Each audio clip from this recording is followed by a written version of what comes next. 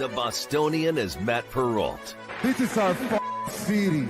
The book is Dave Sherapan. Pay him. Pay that man his money. Together, they are the Bostonian versus the book.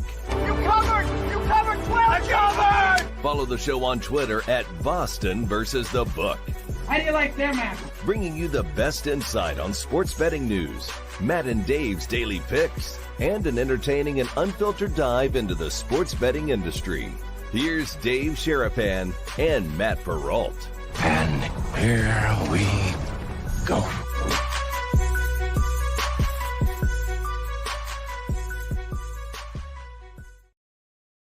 Good morning or good afternoon, depending on where you are here in this great country. Thank you for being a part of you or us, the brigade, or actually international. More than that, the Bostonian versus the book. We are live on our YouTube channel. We are live on YouTube each and every day, replayed on Sports Grid Television and Sirius XM channel 159. He is Dave Sherapan. I am Matt Perrault. The brigade is waiting. Hope you guys had a good weekend. Dave, we're going to get rain in Vegas today. What is going on? It can't be raining here in June. This is not normal. It's weird. It's like you feel the humidity outside. Went for a walk this morning and was like, okay, it's going to rain. It's June. It never rains. Maybe it will, maybe it won't. It feels like it's going to. I don't know. I haven't seen it yet. It's sticky here, though. It is. It's weird. It feels like back east or, Midwest somewhere, down south. And we're out west. We're in the desert. It doesn't usually feel like this. So that's different. It's just a baseball day. Oh. That's different. There's no basketball. There's no hockey. Hockey starts Wednesday. There's no WNBA. Basketball. Right. There's literally nothing but 7 baseball games. Okay. So that's something different. June is different. For those of you, back east and other places, school is still in. School's out for us. This is it. Weird. Yeah, we don't have school. Do I feel bad for them? I don't know. I don't think I feel bad for them, but it is so weird to know that they're like 3 weeks away from getting out for the summer. Like, it's not like June 2nd, June 3rd. Like, it's June 20th for some of the schools back east. Right. That are getting out. And our kids were out on the 18th of May. It's a whole month. Now they go back to school after Labor Day. Our kids go back August the 11th. Our kids go back to school this year. Yeah. That's nuts.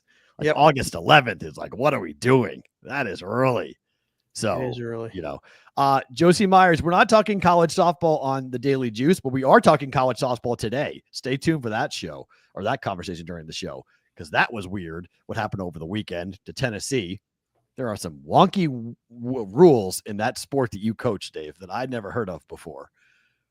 Believe me, I saw that and was like, we were on the edge of our seats, because at that point, and we'll explain it all later when we get to it in part of the show, but you don't want to win a game like that. So we'll talk about that. You actually tweeted from the show account that pitch where the dirt came up and hit. I tweeted it as well Saturday morning. I've never in my life seen that, where the pitcher takes the biggest crow hop ever. Dirt kicks up and is proceeding towards home plate. As the pitch is released out of her hand, the ball hits it, breaks the dirt into a bunch of pieces, one of which goes right into the catcher's eye. I have never in my life seen anything like that. And the camera work, but the camera work to catch that was incredible. Amazing. And like, a lot of people brought it up on the socials. And we're at Sports Talk Matt, at Sports BK and Sig for me. The show's at Boston versus the book. Go follow us if you haven't already, because we interact. But you're right, Chicago Kristen, was great camera work to show that. People brought up that it was like Randy Johnson hitting the bird. Yes and no. I mean, it reminded you of that, but I mean, Randy Johnson hit a freaking bird. Yeah, but it's the same principle, though. It's an object flying in the flight path of a ball that you release that then hits and explodes. Like, one thing died, I'll give it to you. Dirt's not alive, so it's more significant that the bird got turned into feathers and disappeared. But it's still crazy timing to have that all, and then have it both be on camera. Catch it, not just for it to happen, but to happen on camera, where there's evidence of what happened. The catcher caught the ball. And then she in regular speed like when you watched it in regular speed, like, oh no, what happened to her? You know, a dirt. Right. She looked like she got hurt. Right. She looked like genuinely seriously hurt. And that was crazy. There was a lot of good stuff to talk about, over the weekend. Before we do, I want to mention I see Social Giant. Yes. He put in the chat today. I turned 43. It's been an incredible journey so far. I'm so lucky to have found this group. Thank you all for the laughs and the camaraderie. Social Giant, love you, bro. Happy birthday. Thank you for joining us every day right here, live. The beard is still amazing. It's amazing. It's an absolute amazing thing that Dirt's not alive. Tell that to his mother. Oh boy. All right. We're off to it. We're off on it. We're off and running here on a on a Monday. We're talking about the birth of Dirt. Okay, sure. That's interesting. As we always do, we start the show. What happened, well, this weekend, but also last night.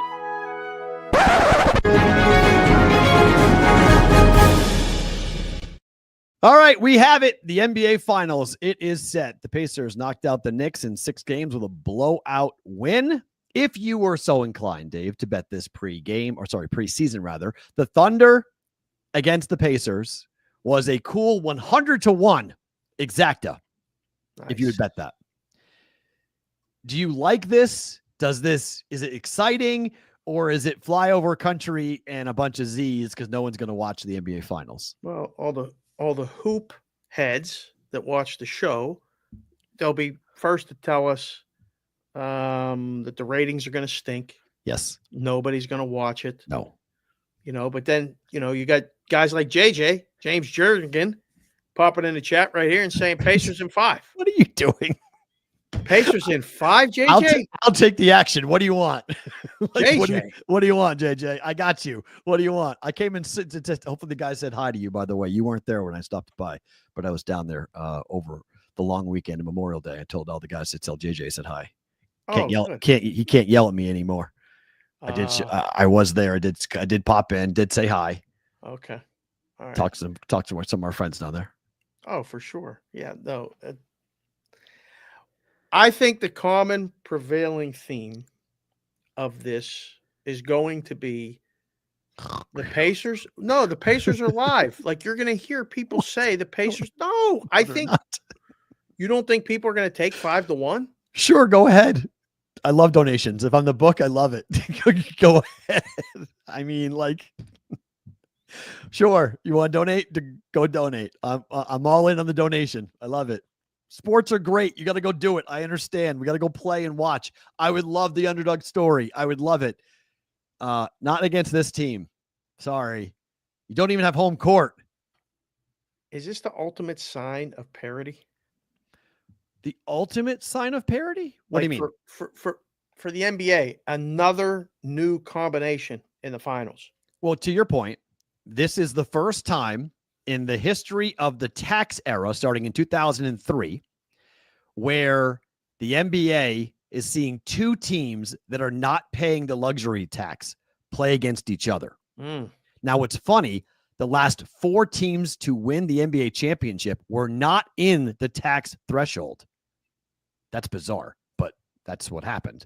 So you're seeing the Lakers, the last time a team that was not in the tax threshold. Go ahead. Oh, sorry. No, sorry. They were taxpayers. Excuse me. The last 4 winners were in the tax. Okay. I was going to say, they look like they're taxpayers to me. I'm sorry. This graphic. Yes. Last 4 were. We've not seen 2 tax. Now we're going to have a team to win it. The last time the team that won it that wasn't in the tax threshold as a non-taxpayer was the Lakers during the COVID era. Before that was the Golden State Warriors in 2017. So there's some parity there when it comes to money, just given where we are monetarily wise. We're not seeing the same amount of money that we have in the past being spent. So to your point, the rosters, neither team's roster is over $170 million. So this is not a bought and paid for championship. Are people going to watch? I am going to watch. I promise you that. We're in the business. It's going to be fun basketball. I mean, I think so too. It's going to be you like up and down AAU, shooting threes, athletic ability. Oh my, yes. And frankly, I loved what Rick Carlisle said after the game. He said, in 49 other states, this is basketball. We're Indiana. It just means more. I mean, this is the state that basketball is, for 25 years, they have sat back and watched other teams play in the NBA Finals. And now their team is back in the NBA Finals. And the Thunder in Oklahoma, there's one professional team in the entire state of Oklahoma. Yeah. The Thunder. One team. So you have full and total buy-in from every single person in that market, in that state. Even people in northern Texas are big fans. You know, they pick their allegiances between the Mavericks and the Thunder, but there's a lot of people who are going to be absolutely locked into every single second of this series. At least until the games get out of hand. Probably, yeah. I mean, the total until game one, right? 231. So that would lead you to believe that it's going to actually be a more up-tempo game. I don't know if it means more competitive because the line is 9. The line is 9.5. I mean, that would indicate that at least game one might not be a close game. It's going to fall within the number. I don't know. I think this is what Christian it is. Hastings. This is the bet. Yeah. Is it OKC in 5? Yeah. Gentleman's sweep. It is. To me, it is. What if Indiana wins a game in 1 or 2? Still in 5. Now we have a series. No? Still in 5. No, still in 5. They might get one at home. Indiana's going to lose both games. I hope I'm wrong. Okay. I really do. Because I think it would be a lot more fun for us to talk because the hockey is going to be awesome. I know the Stanley Cup's going to deliver. Okay. I have no worries about Panthers Edmonton being absolute drama, cinema, whatever you want to call it. It's going to be awesome. So I want something else because we're going to alternate now between days and times, and the NBA Finals is a television show and they program it for the TV ratings. So it's 2 weeks. It's not a 1 week thing. It's a 2 week thing that we get out of this. So I'm hoping that we have good games to watch because for some nights, that's all that we're going to get is the NBA game. So it better be good. Like, come on, deliver on the game and make it competitive and make it fun and make us have a series. Oh, first freeze, 12-minute mark. Just Internet. under the 13-minute mark. Internet's wonky today. Bam, there you go. My internet's You're wonky back. today. I don't know what's going on. It's been freezing all day. It's weird. Yep. I got nothing open on my computer. Literally nothing open. I don't know what, like in terms of the Thunder at home win by double digits. I think it's like 64 times this year. Like it's dumb how many times they win by double digits at home. Like they just kill people. So like I have a hard time. Maybe it's not, that can't be right because they play 64 home games. But it's like double digit wins have been like these things. Well, if you count the playoffs, they won 57 games of the 82 by double digits. Okay, so you count the playoffs. It's now so we're up to 60 something or other. Yeah. Butchie just came in the chat. I see you, Butchie. Deuces. Said Pacers in 7. That'll be the books. I mean, wow. Dream. I mean, I'm going to bet it. I have plus 110 on before game 7 of the second round. I bet the Thunder to win it all because I didn't think the T-Wolves were going to have much of a shot. And I thought the last time we're going to get plus money here on the Thunder is here at plus 110. So I bet that at 5-1, I'll make sure I don't lose any money. I'll just go ahead and bet the Pacers to make sure I break even. But I don't think I'm cashing that Pacers ticket when I bet it. Vic made a good point. I see Vic Ferrari in here. He's in here a lot. OKC got taken 7 games against the broken Nuggets. LMAO, y'all crazy thinking OKC in 5. You guys do know, Vic, you do know that Jokic isn't playing in this series, right? I mean, you have an all-time great. Halliburton. He's a all-NBA borderline player. He's Nebhart. not. He's not. What? Okay, sure. They're not on the same level. No. I mean, no. Nikola Jokic is an all-time great. If you're putting together the top 30 players of all time, he's on that list. Jokic is incredible. He does everything well. Everything. So, and there's nobody on that for. And I love Rick. I think Carlisle is a great coach. I think he's finally getting his just due. I think people have slept on how good of a coach he is. I love what Halliburton has done. I mean, Halliburton has been the heart and soul of this team. And when he goes, the team goes. Right. But Pascal Siakam winning the MVP was a little bit surprising, but okay. He had an unbelievable series too. There's only 3 players on either team combined that have even played in an NBA Finals. Now, this is all new. This is all fresh blood here coming in to this. There's a lot of inexperience. Game 1 might go under simply because of the nerves. You have a lot of nervous players out there. First time playing ever in an NBA Finals. The refs have the over, maybe. Games over or game over would be my question. Because I would agree with you that the NBA, after not getting a game 7 in the Eastern Conference Finals and only getting 5 games out of the Western Conference Finals, ESPN ABC is sure hoping for a 6-game series. They want as many games as possible here. They do not want 4 or 5. I'm going to ask the chat right now. And if you guys are new to the show, 1, please hit the like button while you're here and subscribe to the channel if you can. We appreciate that. That helps us. And we know people are actually watching, and we can tell people that may want to advertise with us that people are watching. But during the show, we run polls. We ask questions. I'm just going to ask you guys right now. How many games does this series go? Ooh. Right now. It's not a sweep. Your number's 5? Yeah, 5. I think it's 4-1 OKC. I think it's 6. Which I really games, thought it was 5. So which games are the Pacers winning? Because I don't think they're winning on the road. 3 and 4. So they win both games in Indiana. I'm not against that. And then 5-6 goes to the Thunder. Yeah. I don't hate that. That's possible. I just don't think the Thunder lose both games. I just don't. Have they lost back-to-back games yet in the playoffs? I don't think so, right? I have to go back and look. I don't think they've lost back-to-back. Oh my gosh, look at this. All right, here we go. This is the fun of the show. 4, 6, 5, 5, 5, 5, 5. 6, 6, 6, 6. At least 4. Ha ha. Funny. But not more than 7, right? 5. 0. You punks. 7. But see, this is good. I think if you're getting that here, and we're a microcosm, the brigade is a microcosm for, the public, people in the space and public and everything. And I don't mean that in a bad way at all. No. I mean, we're a I don't even know if I want to call us a gambling show anymore, because I don't know if that's in our best interest, but we talk about sports and through a gambling lens. Yes. And you guys watch us to listen to us talk about sports through a gambling lens. I think that's a good thing that people are saying 5, 6, or 7. Because nobody's saying sweep. Well, nobody's saying sweep, but nobody's saying the Pacers are going to win other than Butchie and one other person. At least if we know we're going to get not a drawn out series, but anything better than no one wants to see a sweep. And 5 is kind of boring. Yes. So the playoffs, the Eastern Conference playoffs have been tremendous. They've been great.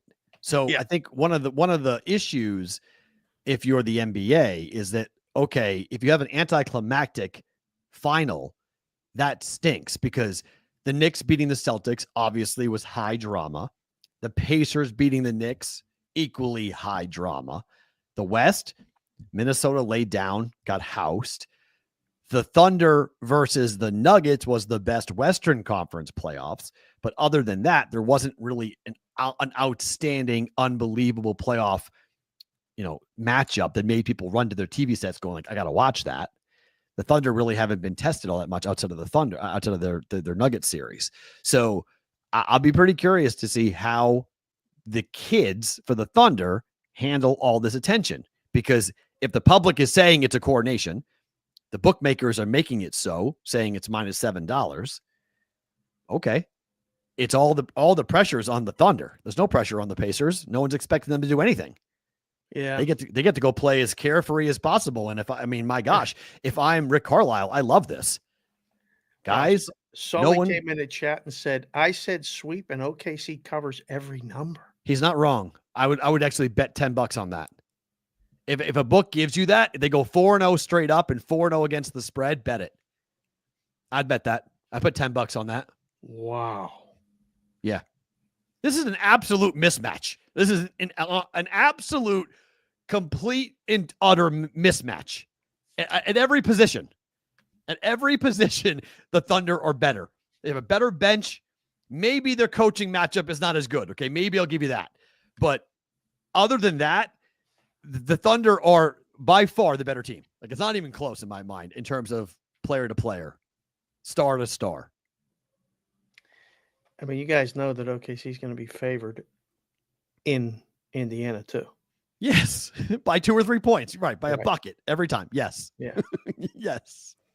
And winning both games, I think it's very possible. How much stock do you put into the 2 regular season matchups? Nothing. Okay, I was going to say OKC won both by double digits. Yeah, I put nothing in there. It helps my case, but I put no stock into it because this team for the Pacers is not that team for the Pacers.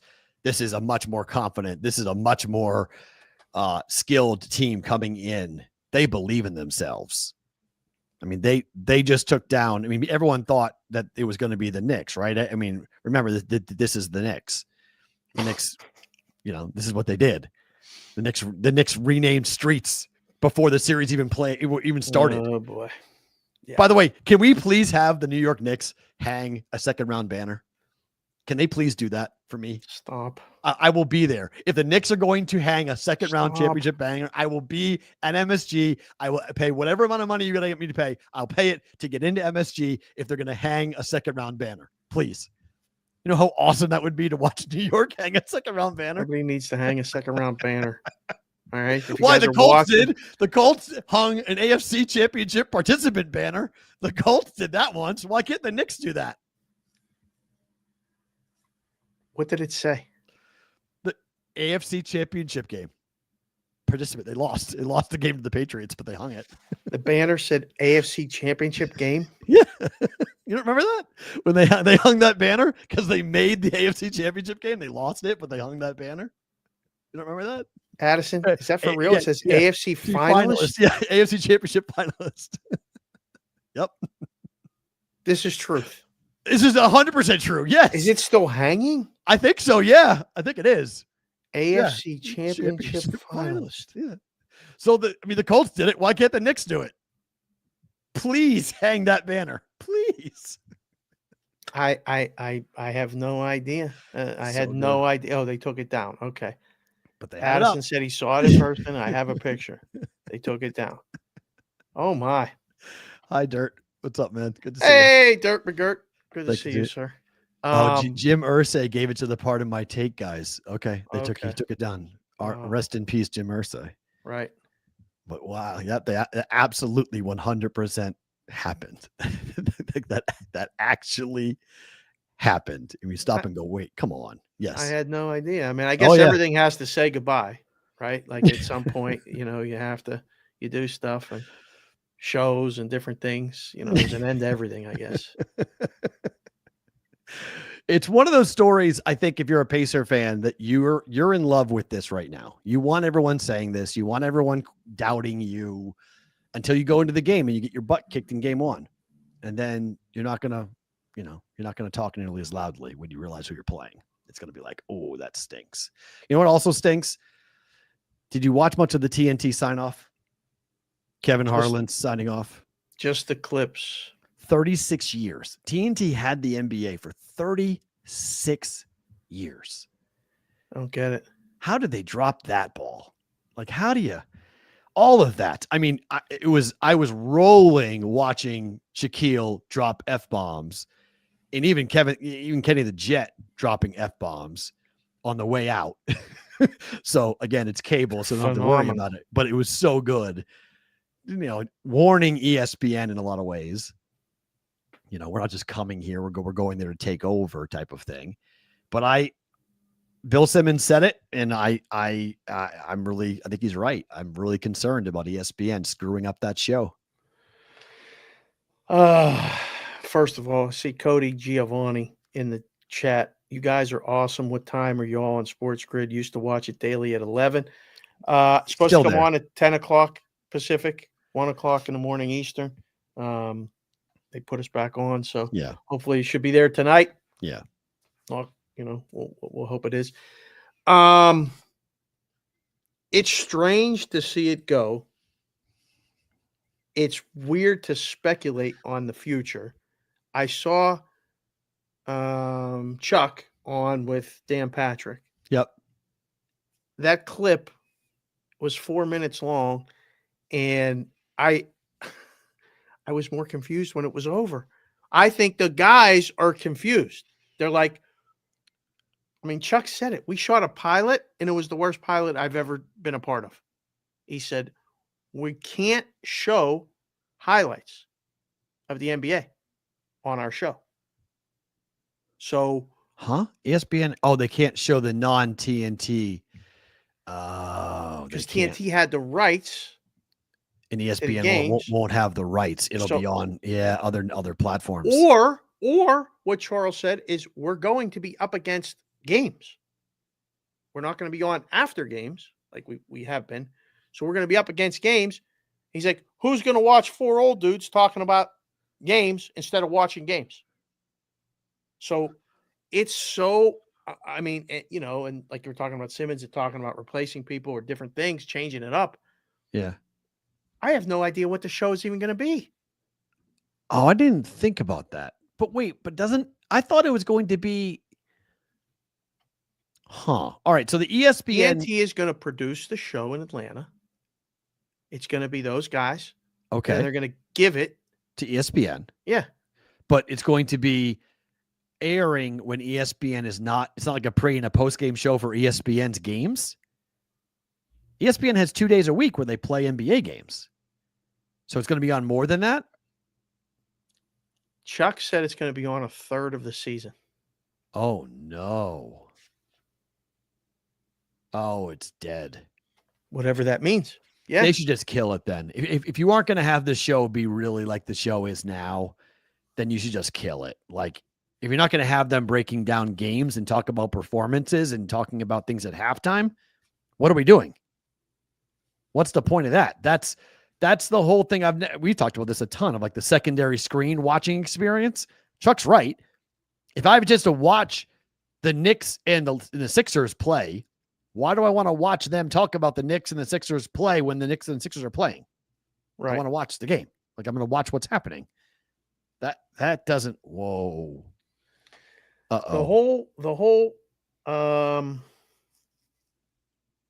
whole space is changing so fast. Right. And I think the sign off of all of that, so many of us have memories of different things, whether it's going fishing or, you know, just Shaq falling over the tree or, you know, so many different things happening on that show.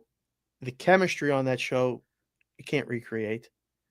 Those guys doing it when they did it. I mean, there were many nights where everybody was asleep in the house. I was watching TV, laughing my ass off, watching this inside the NBA. It's like a zombie version of the show. Then it's not even like the real version. It's just like some empty, hollow facsimile of it. Yeah, that sucks, man. That's what it sounds like, P-Roll. Wow, because the TNT, even like Simmons talked about this on his podcast. I watched him break it down. I thought it was pretty accurate when he was saying that even the ad reads, the way that they read the advertisements was very unique to their show. Yeah. Like they allowed it, the guarantee, like all those like jokey things that they incorporated into the reads. They had so much personality and they had so much carte blanche to do whatever they wanted to do. I mean, it's a lot of things like when we talk about on our show, like a lot of the moments that we just bust down laughing, like they aren't real. They aren't scripted. They just come up organically. Yep. And we can do it because there's nobody watching us over our heads telling us like, you know, guys, you can't do that type of segment. Sorry, that you know, that content is not really appropriate. Right. We don't really care. Yeah, like, you know, forever that lives the meat curtains. Correct. Yes. And people, you know, I've had conversations with people and they've said like, you know, if you guys ever went to did X, Y, and Z, you couldn't do a topic like that. And I said, yeah, we would still do it. We just do it on bonus time. We would just do it on our own stuff. Right. Like we're not going to give that up. Like, why would we give that up? Well, because it's not really PG. It's not kid friendly. I'm like, well, gambling's not really kid friendly either. So what do we care? Like, so it's not really what we're into. We're not worried about a 10-year-old watching the show other than our kids, I guess. That's the only time we're worried about, those little ears. Well, I mean, yes and no. I think we both try to live our lives with, knowing that our kids are good. I mean, this is, everything we do is leaving a legacy, so it's all recorded on the internet for forever. Right. Everything we do right now, this is forever. Like, we're always on the internet. We're never not on the internet. Right. So of course, I mean, in 20 years, our kids are going to look back and be like, remember that show you guys did on June 2nd, 2025? Click. There's going to be conversations where at some point your kids will be like, what the hell were you talking about with meat curtains? Okay. Do you enjoy the watch alongs? There's a nice little running thread right now in the chat, like the Manning cast. No, I don't enjoy any of them. That's why we haven't done one. I don't think they work. Yeah. I like watching games. I don't need to watch somebody else watch games and watch them watch the game. I don't need that. Doesn't help me. After the fact, sure, I'm all in on it. Break it down. Show me stuff that I don't know. But during the game, like we've talked about this on this show, like I don't need a secondary screen experience. I need the during game experience. Break it down while the game's going on. Tell me about a bet while the game's going on. Tell me a halftime play. Tell me a line. Tell me a pregame. Right. Like, tell me that. I don't need a bet cast. I don't need a whole different watching what's going on. It's why it hasn't worked. Nesson's trying to do it right now with our guy, Jared Carabas. They're trying to do, it's kind of funny. They hired me to do this back in 2000 and what year did I move home? I moved home in 11. In 2012, Nesson hired me to do the secondary watch along for Red Sox games, just online. It fell apart at the last moment for a variety of reasons, but mostly because of my tattoo, which is a story for another day. But they were thinking about doing this way back, and they just brought it back now. And they've got a bunch of different rolling casts. You did a pilot for the Pirates to do something very similar, something like this, right? Yep. I don't know one, and I love Jared. I don't know one person that watches it. I've asked my family, anybody watch this? No. What is it? They have no idea. They don't watch it. I'm watching the Red Sox games. Why am I watching somebody else watch the Red Sox games? Like I'll watch Dawn. I want to hear the play-by-play, like talk about the game. So I don't think it works. Yeah, it's a tough thing. It really, there has to be a different angle to it. Like watching people watch the game. Now, again, we might be called old heads, but kids watch other kids play video games. My daughter. Kids watch other kids do stuff. Kids watch. It's different. It's the way that stuff is consumed is different. By the way, Jimmy Football said he rewatched the 400 episode show, cried laughing. What was the 400 episode show? I wonder what that was. Was that the meat curtain episode? It must have been. I don't know. 400 episode. That was a while ago because we're on show number 790 something. We're almost at 800. We're approaching. We're almost at 800. 800. Yeah. I don't know, but like the other thing, it doesn't always work. Is if the game stinks, sometimes the watch along can save the audience for something, right? Fine, like, but you have to be really good. Yeah. For that to happen. Yeah. You have to be better than the game. The call, the conversation has to be better than the game itself, which is really hard to do. Right. Because at the end of the day, we'll watch bad sports all the time. You know what I mean? Like we'll watch it. Like it's still sports. I don't know. Like bad sex is still sex. Like it's just, you know what I mean? Like, it's similar. That changed quick. I miss no, it's not the same. It's the same experience in a lot of ways. When a basketball game's 15-point differential, you watch it the same way as you were. I know, but you're not watching it the same way you were.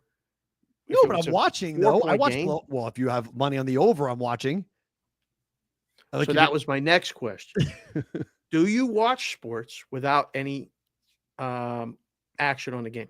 Yes, all the time. I hope that never changes. For me too, because if it does, I'm out. Yeah, that's it. I'm done. If I'm watching a game and I don't have any action on it, and I'm not enjoying it, and I have to have money on it, forget it. I'm done. Like, get me out of this career. I have to love the game. The game's got to be first and foremost. Gambling is just extra, right? Yep. Like it's just a condiment. It's part of it makes it better.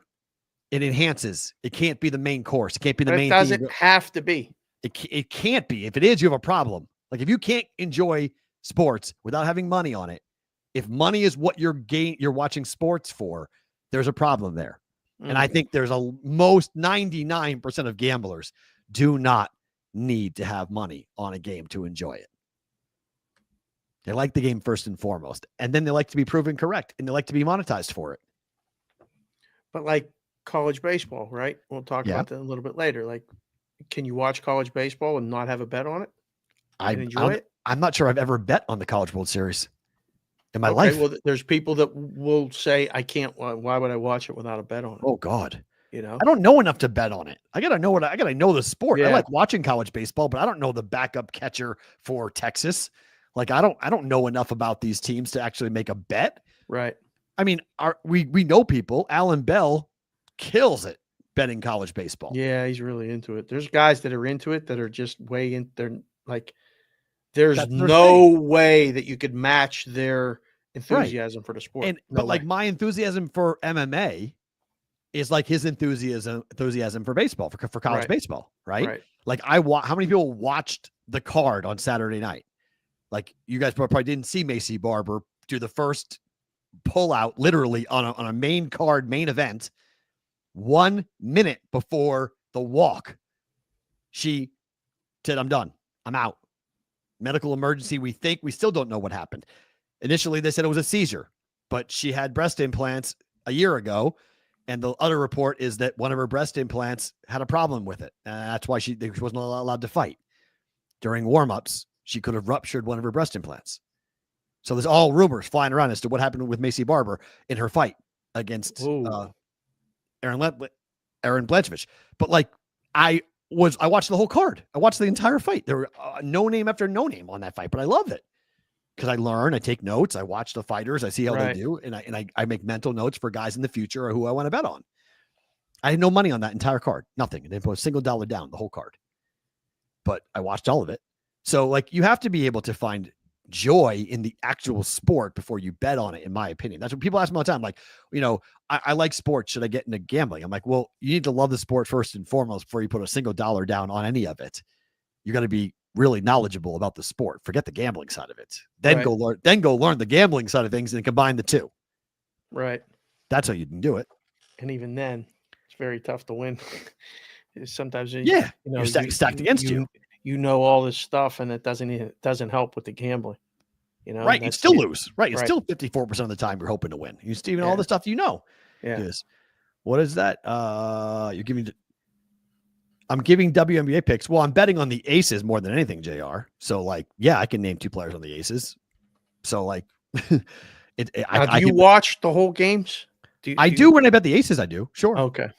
Yeah. I mean, Jackie Young's really fun as a guard. I love watching her and Asia together. Okay. You have really good players. And I think Becky Hammond's going to coach men one day. I think Becky Hammond's going to be the first ever coach to be in the NBA, not the WNBA. I think she's going to be in the NBA. So I think betting on teams that you watch and teams that you know, then yes, I do know more than 2 players in the WNBA. I know 2 players. I know 1 player on the Chicago Sky. I know 2 players on the Indiana Fever. I know, like, so I'm not saying I have like this like long list of knowledge, but I'm not betting on every WNBA game. So like, I'm not doing that. Right. So you have to have a knowledge of the sport and a knowledge of what's going on, but you also can bet numbers too. Sometimes not knowing the roster helps you if you're just looking at the numbers and trends and what the teams are doing. You don't have bias based upon, analysis by paralysis.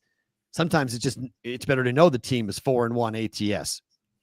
Bet them until they lose. Right. I don't know. I think. Do you need to know Rockies players to bet against them? I don't. I personally don't either, but some people might feel like they need to. Why? You just know they suck. They're awful. They're historically bad. Historically bad. And then this is the funniest thing in terms of this. Since May 3rd, Scotty Scheffler has 3 wins. So do the Rockies. It's June 2nd. They played a month. It's June 2nd. A month. I running out of things to say. And, we do it with the Ohtani watch every day. Mm-hmm. Running out of things to say, as good as he is. This is unprecedented. This has never been seen before. As bad of a team as the Mets were in 62, or, there were teams like the Pirates and the Orioles. They've, in the years past, lost 110 games. The White Sox last year, terrible. I am running out of things to say. I am so glad that I am not in a book going, what do you make the Rockies today, Dave? Doesn't matter. Doesn't matter. Every day? The Rockies are 9-50. That is the worst 59-game record in the history of Major League Baseball. They lost 24 games in the month of May. And they win 5. Remember, we made the number 6. So they won 5. I think it was 5. Sounds right. Somebody double check while we're here. But how many games did the Rockies win? They lost 24. So how many games did they win in May? Because we went through it at the beginning of May and said they were going to win. We did it. We said 6. 6 was the number. And it's not just one-run losses. They're 20-39 on the run line. Oy, oy, oy, oy, oy.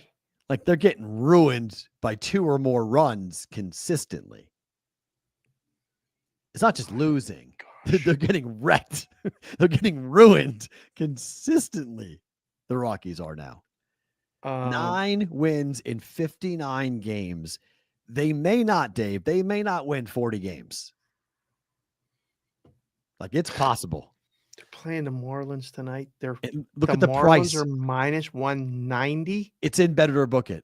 When's the last time you saw a $2 number next to the Marlins? A couple years ago when Alcantara was pitching, maybe. Yeah, right. But like this is serious. And normally we would say, well, you have to take the plus with the Rockies. How can the Marlins be that big of a favorite? Pause. I ain't doing that. You want to do that? I don't want to do that. No, take the Marlins. Right? Yeah. What's a price that the books have to put up before the pros start taking the dog? Just because, on principle. $5? $4? On a regular season baseball game, 4-1, 5-1? Against like a Dodgers or against like a Mets, against someone who's like a top 5 team in baseball. Today, the Marlins are an uncomfortable lay. There's no question about it. Yes, I did it. Because of who's pitching. The guy, the pitcher for the pitcher for Marquez pitching for the D-backs, for the Rockies today, is absolutely horrendous. He's their worst starting pitcher. And that's saying something. Germán Marquez is absolutely, he's 1-7 with a 7.13 ERA. On the road, he's 0-4 with a 9.42 ERA. Dave, listen to these numbers. He's given up 30 earned runs in 28 2/3 innings worth of work. Ooh. 33 runs overall in 28 2/3 innings worth of work. 45 hits and 9 walks in 28 2/3 innings worth of work, and an opposing batting average of 346. And they keep on running him out there. They keep on running him out every 5th day. Here you go. Germán Marquez. Here's the ball. Go out there. Hatfield, glad to have found the show and see the Tigers hat. Good to see you, sir. Super chat. Thank you very much for popping in here, watching the show. Joe C. Myers just did the math. The Rockies will go 25 of 137 at this pace. Yes, really. They won't win 30 games. Screw 40 games. They might win 30 games. Well, 9 through June 1st is 9, 9, and 9. It's literally 27. What do you make the number? Like Yamamoto at home against the Rockies? It's minus 500. Senga was minus 420. Yep. On Saturday. Yep. And somehow somebody bet the Rockies. Number came down to 360. You're right. It did. It did. It dropped down to 360. As the odds maker, you're doing your job in that situation. You're like, hey, you got somebody to bet the Rockies. Yeah, somebody took it. Okay. You're like, hey, somebody took it. We're doing our job. That's good. Somebody took it. Is this right, Vinny Konwinski? What? That fun fact, Herman Marquez is the Rockies' all-time strikeout leader? It's been there for a long time, right? Marquez has been there for years, right? Wow. Let's see. He has been a Rocky since 2016. He's a veteran. I mean, last year his ERA, I guess he got hurt last year. So 2 years ago when he pitched he's been hurt a bunch. He was hurt, only pitched 1 game last year and 4 games in 23. He must have had Tommy John surgery. He missed a year and a half because his last full year was in 2022. He pitched 31 games, started 9-13 with a 5 ERA, 1.37 win. Jeez. Whitrock just came in the chat and said the Rockies won 4 games in May. Sounds right. That's it. Yes. That sounds right. So they got 3 games set against the Marlins? Yep. Did they win one? No. They don't win one. Nope. Just keep on betting against. And when they're on the road, forget it. Like we're on the road, see you later. I mean, you cannot bet them on the road. They're 3-28 on the road. Wednesday. So let's do the schedule for June. Here is the schedule so far for the month of June for the Colorado Rockies. They had an off day yesterday. 3 against the Marlins on the road. Okay. Oh God, this schedule is brutal. Dave, they might lose the whole month. Oh my gosh. All right. Okay, go. At Miami. After Monday, Tuesday. Miami. No. Okay. Yeah, Monday, yeah. Tuesday, Wednesday, starting tonight. Monday, Tuesday, Wednesday at Miami. Yep. Then they have an off day Thursday. They're home for the Mets for 3. Okay, that's not good. Home for the Giants for 3. Not good. At Atlanta for 3. Oh boy. Okay. At Washington, who all of a sudden are scoring runs like they cannot stop. They are hitting good. They're crushing the baseball. They scored 10 runs in the top of the first inning on Saturday. Yes. Then they play home for Arizona. Okay. Home for the Dodgers. Okay. And they end the month at Milwaukee. 5? You see 5 wins against who? That's being generous. That's like beating Arizona 2 times and beating Washington 2 times. That's being generous. Watch them win today, tomorrow, or Wednesday. Baloney. Or maybe. I mean, it's a Marlins, so maybe. But, that's 1, okay?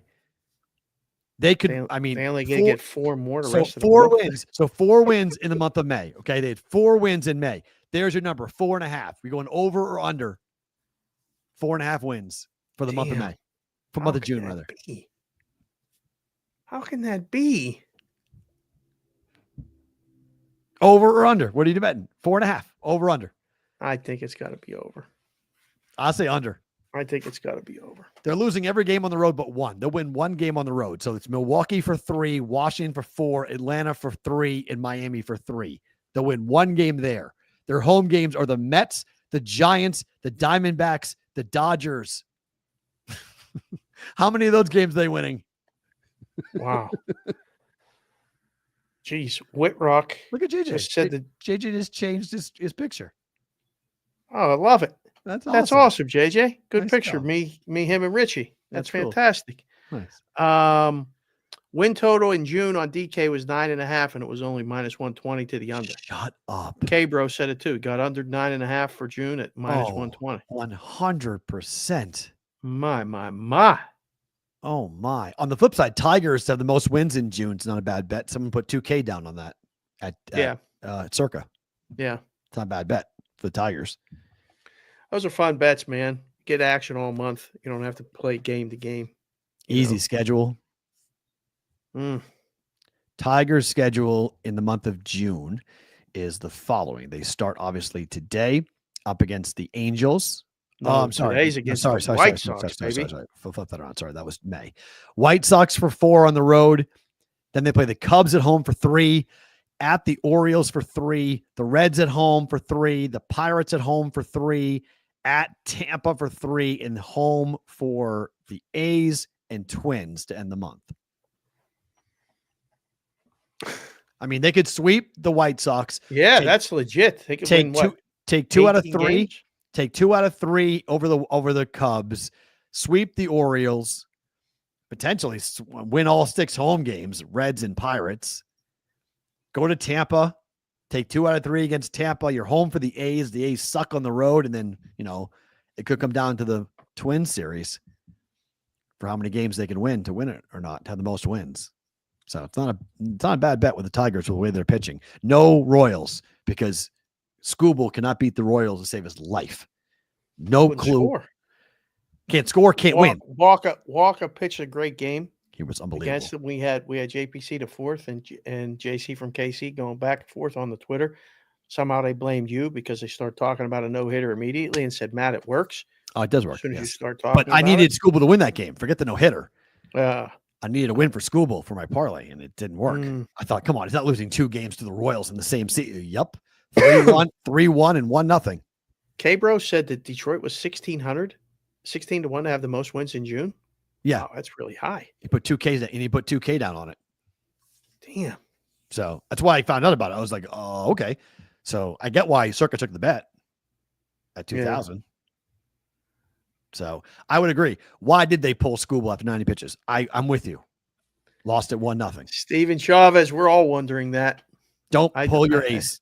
I mean, the Red Sox let Crochet go 112 pitches. I was like, am I watching real baseball? Like the guy's mowing people down. He had 12 Ks of the Braves, 3-1. Red Sox scored 3 runs in the first, didn't score again. And was like, the bullpen comes in, they lose this game. And I think Alex Cora was like, we're not losing this game. We're paying this guy $1 bazillion. Go get the win, Garrett. Here's the ball. 112 pitches later, Red Sox win the game, 3-1. Tigers 8-2 in Skubal's last 10 starts. 2 losses were to KC. Thanks, JR. Can't beat the Royals. Can't beat the damn Royals. Ridiculous. Absolutely nuts. Royals are going to win 23 games in June. Shut up, JC. Relax. What are you doing, goofball? Although this guy's coming up. Have you heard? Jack's coming up. Yeah. So is Roman Anthony for the Red Sox. So let's see what they do. Great. The 2 best prospects in baseball. So that Caglione kid looks like a beast. It's Castiglione, right? Jack Castiglione. I saw him. We saw him play Florida. He faced off against Skeens in the College World Series. He was the best hitter for Florida. Your pitcher, Skeens, was the best pitcher for LSU. Went at each other in Omaha. It was awesome. The Royals won't score 23 runs in June. You're right. I might bet that. That's a good wow. Oh boy. Yeah. Yeah. How do you say his last name again? It's I forget how you say his last name. Caglione, right? Yeah. Let's call him Cags. Yeah, that's easy. Yep. Parker Meadows back up for the Tigers soon. Yep, all possible. Dodgers took 2 of 3 over the Yankees, including an 18-2 win. They were dogs in that game, Dave. The books made them dogs. They won 18-2. So they're dogs Friday, come back dogs Saturday, and then come back monster favorite Sunday and get hit. Yamamoto got hit.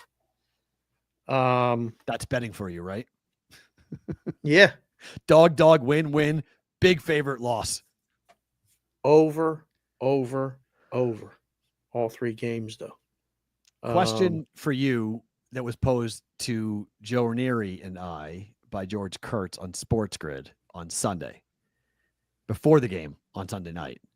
Did the Dodgers send a message to the league with what they did to the Yankees in Game 1 and Game 2?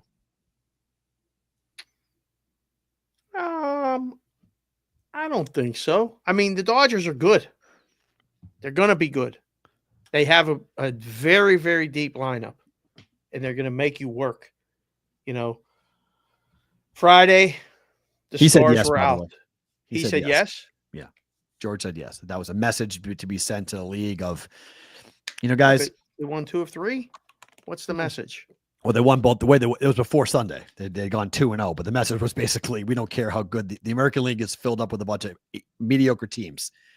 And the Dodgers are by far the best team in baseball, or at least by far better than any other team in the American League. Which I think is right. I think is right. I mean, I think right now there's a big drop off between National League and American League. No, huge. Just in general, there's 5 teams I can name that are better than any team in the American League. It was. I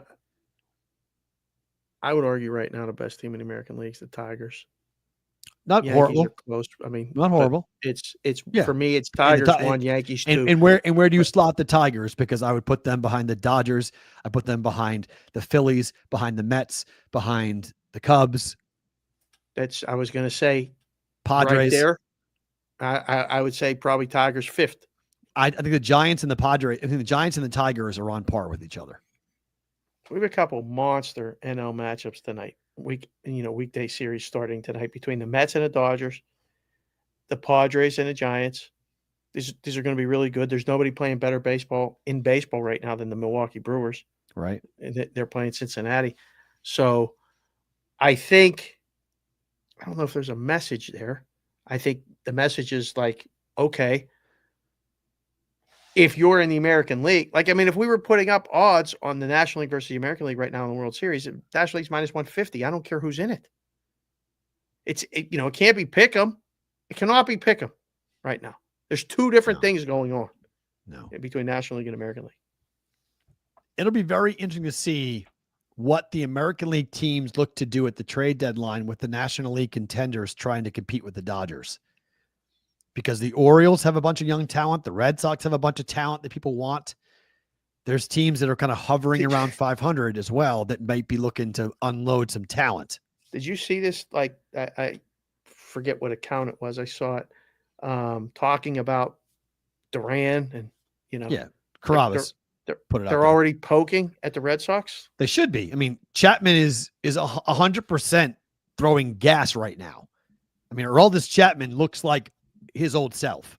So if you're a team that's contending, you need an 8th inning or 9th inning guy, 100% Chapman is the guy you're going to go and target. Secondly, Jared Duran, the Red Sox want to put Roman Anthony in his natural left field position. And you can't do that with the current glut of players you have for outfielders. So you have to move one of them. And Durant's got the most value at the moment, and the Padres supposedly want him. But the Red Sox are 29-32, and people are saying, hold on a second, like it's June 2nd. Like, we're not going to punt on the year just yet. That's what Carabas said. Like, they're already planning our funeral. They're only 29-32 at the moment. Like, they're one good week away from being right into the playoff conversation. So It's because the offense sucks. I mean, the offense is absolutely embarrassing, and the kids should come up. They should play Marcelo Mayer. They should play Roman Anthony. Like, play the kids. Like, don't worry about it. Like, Bregman's gone for 2 months. Like, play the kids and see what happens. And maybe you get lucky, and maybe like the Tigers did, you think the year's a wash and you start playing the kids, and all of a sudden you're in the playoffs. Right. They've got a pitcher like, Skubal at the top of the rotation. You saw what Crochet can do with 12 Ks and 112 pitches against the Braves. So, I mean, there's another team you just mentioned, the Braves. I said, Randy in the chat, Randy Pass, it's hard to believe my Braves are not even a contender in the NL. Fire the manager already. Relax. Well, I mean, they just haven't. They've played like crap. They started out bad. I mean, they lost 2 or 3 to the Red Sox. That's not great. Yeah. Yes, Steven, the Red Sox would want a haul for Durant, 100%. But the Padres have a lot of young talent. I'm not saying they're trading like a Tatis, but they have a lot of young talent that they could give up that the Red Sox would want. And the Red Sox and the Dodgers, Red Sox and the Padres, they've done business before. I mean, Bogarts is over there. There's a lot of opportunity for a conversation to be had. I think at least it's very compelling. It's going to get us through the summer, with the baseball. Sure. As good as the Dodgers are, there are still good teams in the NL that are going to challenge. Now, as far as the National or the American League, I'm really not sure. American League's wide open. Ohtani watch.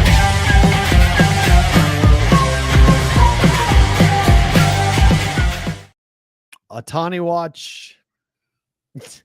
You ever fall asleep at work, Dave? What? What? Ever fall asleep at work? I just did. Oh, sorry, that's the wrong one. Oh, hold on. Where's that? Oh, shoot. Where is that? Wait, I forgot. Maybe I didn't make that. I thought I made that. Where'd that go? Hold on a second. I got to go find that. You have the graphic of Ohtani sleeping? I have it, but I thought rail in the dugout? I swore I had it. Maybe I didn't put it up. Hold on. We'll add it here on the fly. on this because I mean, Ohtani falling asleep was one of the funniest things in a while, and for him to go and how do you him falling asleep? There's Ohtani falling asleep. Yeah, it's 18-2. I was bored too. Just go ahead and fall asleep. I wasn't watching. I mean, I changed the channel. When you're playing, you can't change the channel. When you're in the dugout, there's nowhere to go. So, but you're that relaxed though, like you're that chill that you can do it. You can fall asleep knowing the game's on national TV and knowing that you've got thousands of fans watching everything you do, and you just lean your head back and you're like, okay, and you fall asleep. It's pretty good. It's really good. Bobblehead of him sleeping. It's a good idea. That's a really good idea for the Dodgers to create that. That's the Ohtani sleeping bobblehead. Do we need that? Why not? I don't know. Like, I loved it. I thought it was so funny. I was laughing my ass off going, I can't believe the guy just fell asleep. He just straight up fell asleep. I think he just closed his eyes. No, you see him catch himself. Like on the video, I can't play the video, but on the video, he does that like he was out for a second. Like he fell asleep. He legitimately fell asleep. I mean, I've done it. There's no question about it. I've done it. I could do it. You do here. sleep. You sleep fast on planes. Like you could be out before the plane even rolls out of the without a doubt. The gate. You're out without a doubt. I have been able to do that for a long, long time. Get in a car, long car ride if I'm allowed. Out. We had guys fall asleep in the risk room. Did you really? Yeah. I mean, you're sitting there and it's Saturday night. And you're waiting for bets and nothing's happening. And it's a little slow and, lean back in the chair. Night. Yeah, I've taken pictures of guys sleeping. I never did. I've taken naps, though, outside my car. Oh.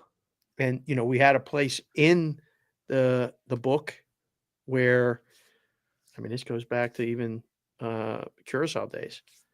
There was a little side office. It was so loud in there when we were busy with the phones ringing. Yeah. And there was a lot of pressure, and I had these screens and I'm watching, trying to keep all the bets in line and everything. Hey, I'm going to take a nap. And I would just go and shut the door in that office. If something happened, they would come get me.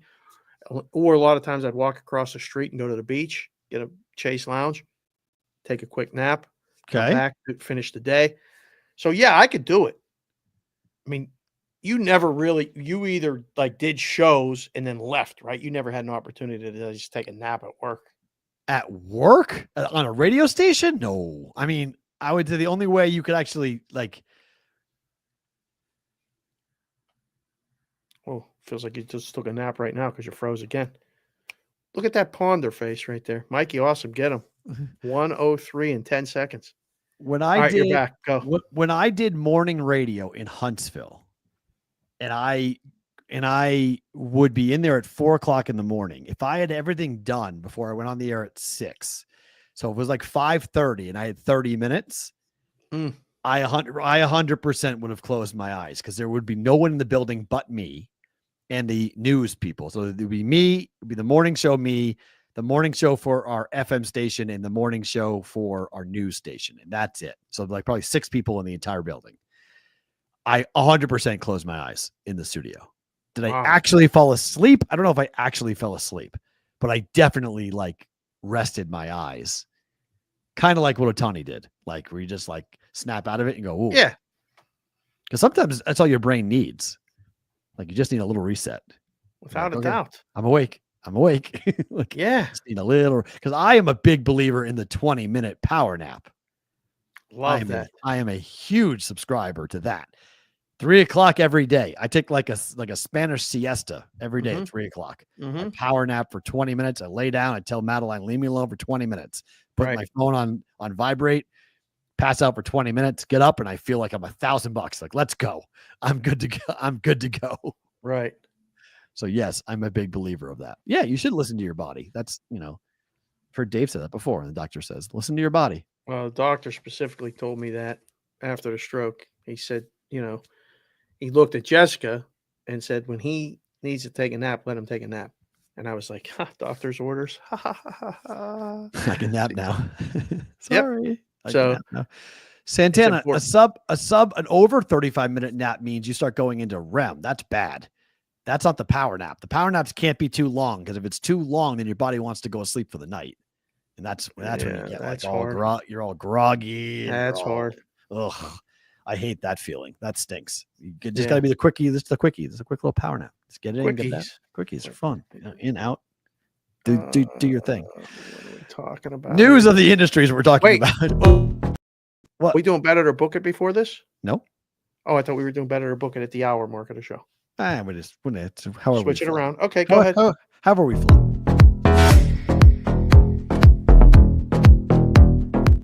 We will do 2 quick stories for news of the industry. Over the weekend, our friends in Illinois, on Saturday, where's my socks at? Effectively jacked up the tax rate on the large sports betting operators to 51% over the weekend.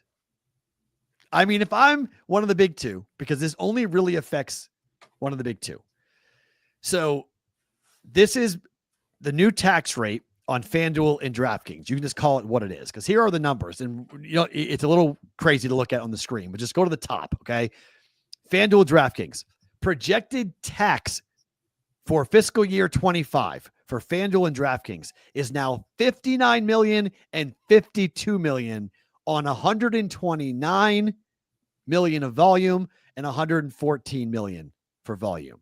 The next closest from a tax perspective is BetMGM at 3 million. 59, 52, 3.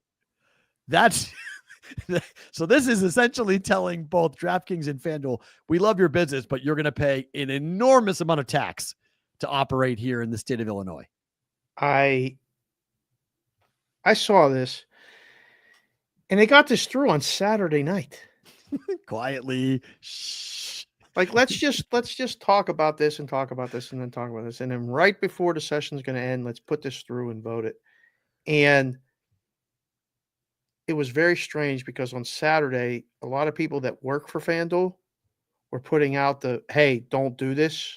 Like, email your representatives, tell them we shouldn't do this. This is bad for sports betting. I mean, everybody, all of their influencers, all their people. It's kind of awkward, to be honest. But at the same time, I was thinking in my head, this isn't going to pass. Is this really going to pass? I mean, they're going to do this? Because it is on FanDuel and DraftKings, period. Yes, yeah. It goes through. It goes through. Linehan, Alfonso, Brubaker, friends that we know that write about this stuff are writing about this.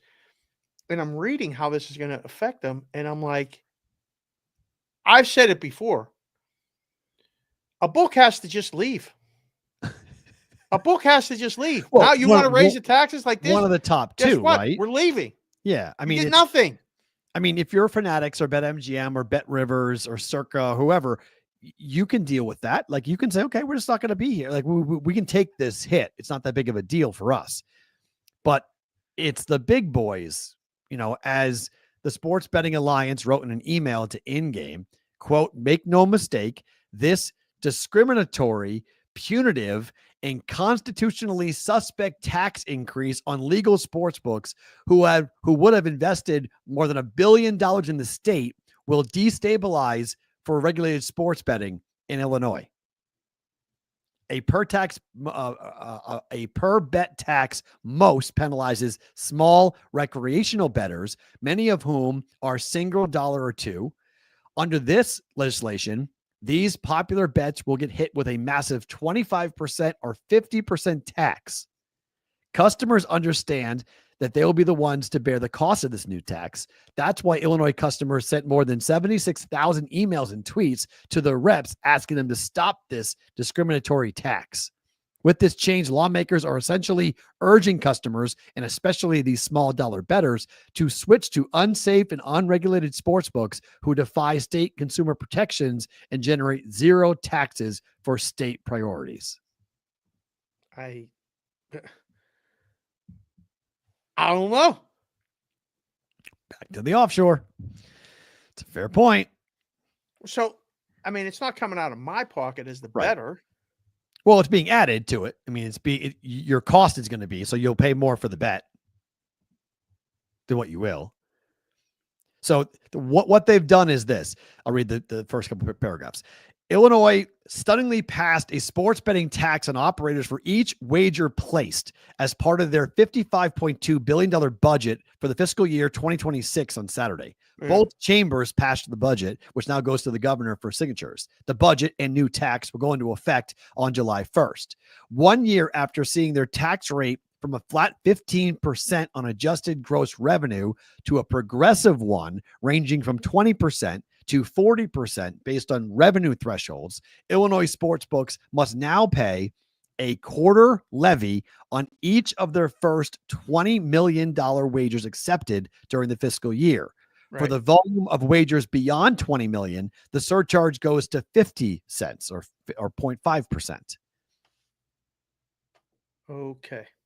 So basically, again, the operators who are not operating at that level, it stops because FanDuel and DraftKings are the only ones operating at the $20 million level. Number of bets, quantity of bets. Yeah. So someone asked me, do they raise the minimum bet? Oh, my.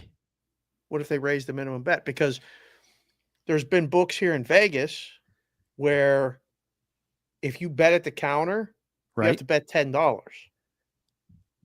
Huh. So, but if you use the app or a kiosk, you can bet $2. So now, do they pass that on and say, all right, well, if you bet with us, you have to bet a minimum of this. So that'll lower their quantity of bets. Okay.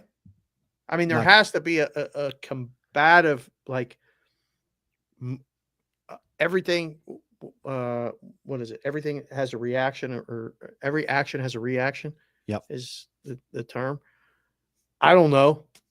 At Hard Rock in Tampa, you can't bet less than $20 at the kiosk. Chef Benny said, "Wow, really? I thought you could bet $5." Huh. Interesting. Vic Ferrari. Well, back to placing bets at the back of the fish market. Is that what happens? Yes. People go back to that? Yes. They go back to the black market. I don't think that quote is wrong, especially the way they passed it too. Saturday nights, like right before. Come on, bro. Like what are we doing? Like that's what are we doing? Again, it's after they're going after two books. It's FanDuel and DraftKings. And I mean, if FanDuel or DraftKings were to leave the state, okay, to your point, look at the numbers. Yeah. 130 million, 115 million. That's just in fiscal year 25 that ends next month or this month in June. That's this year. What are they going to do next year? So now is Illinois going to be the number one tax rate? It's that they're going to surpass New York with this add-on, I think? It effectively puts them at 51%. So it'll be the same. Same as New York. Yeah. New York is everybody. This doesn't affect everyone the same way because it's punitive. So it goes up to certain, so it moves around. Your tax revenue, your tax threshold changes. New York is just flat 51%. Everyone pays it to be in New York. I feel like the industry is like, and we have our own challenges with the content space, but like the industry of actually taking the bets is getting, it's not just putting up lines and taking bets now. It's getting really, really hard. And when the legislators and the regulators aren't really on your side, I don't want to say it's why would they be? It's they're not trying to help you. No. They want your money. That's it. It's strictly. I mean, that's all they've ever wanted, though. I mean, at the end of the day, it's all they've ever really wanted. I mean, there's. They said they make it legal. All right, you're going to play by our rules. Otherwise, you can do what you do, and we'll put you in jail. So, the bookies and people said, all right, well, we'll get licenses. We'll play by your rules. Then they changed the rules. They changed the rates. This is crazy. So there's that story. And then this is just a quick one that we're going to watch probably all week. So the tribes had a call late last week with the CFTC. And I thought the quote was pretty funny. This was an anonymous quote to ingame.com, who was on the call with acting CFTC chair Caroline Pham, who, by the way, is leaving the post at the CFTC to go work for a lobbyist group to go ahead and lobby the CFTC. So kind of curious as to why she's not interested. But the person said, quote, "What I took from that whole session is that acting chair ain't doing anything. No. And doesn't know if the incoming director is going to do anything either. It was interesting to see how in tune she was about not doing anything. It was basically like she was showing all of us ways they can't do anything at the CFTC to police the sports prediction market dilemma." Does it surprise you that the government is openly telling people that, hey, we're not doing anything, so stop asking? No. There's a clear line that nothing is going to get done. So don't wait for it. Don't hope for it. It's not happening. Look at Chicago Kristen. Look at you. Look at you. Little nuggets. Can't say it here. I got some info on this law, et cetera, and how it came down. Yeah. All right. That's good. That's good. Adam, the White Sox are a joke, but we do appreciate this is your favorite show besides Different Strokes. Different Strokes is a great show. Really is. Or was. Different Strokes was such a good show. Good show. Look it up, kids. If you've never seen that, look it up. Really, look it up. Really good show. So we're going to watch this, but like the fact that because everyone, the reason why it's a story is because everyone believes that the tribes are the ones that could blow this entire sports prediction market thing out the window because they have on record laws that dictate that in their state, they have jurisdiction over multiple sports betting, how the sports betting world operates, like Florida. The tribes are the ones, the Hard Rock, the Seminoles, they own it. They run it. And so they're telling the CFTC that, hey, we're the ones running this, not you. And the CFTC is going, we're not doing anything. So what do you want to do? Because we're not the ones doing anything. If you want to just do something, have at it. You have to go sue Kalshi, not us. And I think that's ultimately the only play left. Correct. Although here, not to get wonky, Maryland just had a very interesting ruling yesterday or on Friday towards Kalshi that there's a whole big fight going on that like Maryland's telling Kalshi, if you want this, apply for a license. And our friend Alex Kane was pretty quick to say, well, wait a minute. We tried to apply for a license in Maryland. And they wouldn't let him. You told us you wouldn't let us. So how is that fair? Like you're telling them to apply. We wanted to apply. You told us to go fly a kite. Right. So there's some issues there, clearly. So I don't know. It's all, again, we're trying to deal with it from the content space of it and trying to figure out, where the next path is, road for us to keep going and doing the show and everything else. I can't imagine being in the books position right now and going, all right, now what do we do? Like, where do we actually invest money? Well, because the 50-state solution is the answer to everyone's problems. Like, if you can operate at a 50-state solution on all of this, you don't got to worry about some guy in Illinois or some bill in Maryland. You're operating all 50 states. You're good. That's the dream for the operator standpoint, but it's way more complicated than that. Yeah. You have to choose. Are we going to be a sports book or a sports prediction market? And I still have not had anyone fully explain to me the difference. Well, and if you're not able to pivot on a dime to one, from a book to a sports prediction marketplace, you're out. Yeah. Right? What are you going to do? FanDuel, DraftKings have a chance to, they can't parlay. They'll pivot. They can't parlay yet. So until a sports prediction parlay solution comes up, which Alex Kane believes there will be one day. Somebody's probably working on it right now. They are. I think Sports Trade's working on it right now. First person to the market that can produce a sports prediction market parlay system. Yeah, you're gonna do pretty well. You're gonna have a chance to run in and do pretty well with it. So, yep. Time for Bet It or Book It.